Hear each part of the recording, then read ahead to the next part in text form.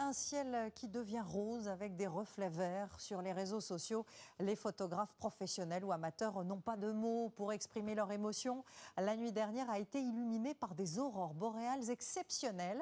C'est une éruption solaire particulièrement intense qui explique ce phénomène. Pierre Corieux, Mathieu Perrault et Guillaume Aguerre.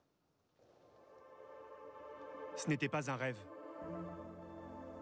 Le ciel français nous a bien offert ce cadeau cette nuit. Vous pensiez avoir déjà tout vu du Mont-Saint-Michel?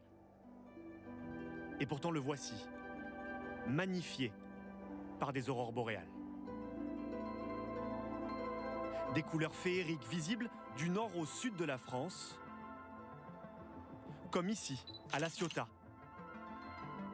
À 46 ans, Frédéric a réalisé cette nuit la photo de sa vie. Un rêve de gosse, ouais. T'arrives là et tu vois le ciel qui est rouge, et tu te dis déjà que ça soit visible à l'œil nu si fort, ça va être quelque chose d'intense. Et quand tu arrives et que tu commences à faire les photos avec le capteur qui lui voit beaucoup mieux que l'œil humain, tu te dis mais ça va être un truc de fou, et tu commences à voir les premières photos et tu te dis mais qu'est-ce que je vis là, quoi. Moment magique, moment figé dans le temps, quoi. Comme lui, vous êtes nombreux à avoir choisi de ne pas fermer l'œil, dans l'espoir de les apercevoir. Dans le Jura, ce couple de photographes et influenceurs voyage a patienté des heures avant de capturer ces clichés. C'était magnifique et ça dure longtemps en fait, ça danse, ça va, ça revient, il y a des pics. Donc on n'a jamais envie d'aller se coucher parce qu'on se dit mais en fait ça va être plus beau après encore. Mais bon, à un moment quand même. Comment expliquer que ce phénomène se produise en France, d'habitude visible uniquement au niveau des pôles?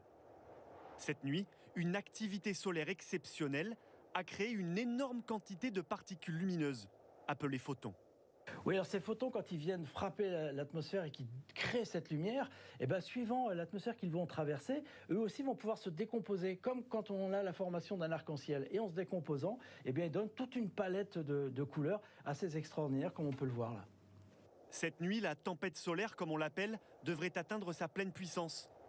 Alors un conseil, gardez les yeux ouverts.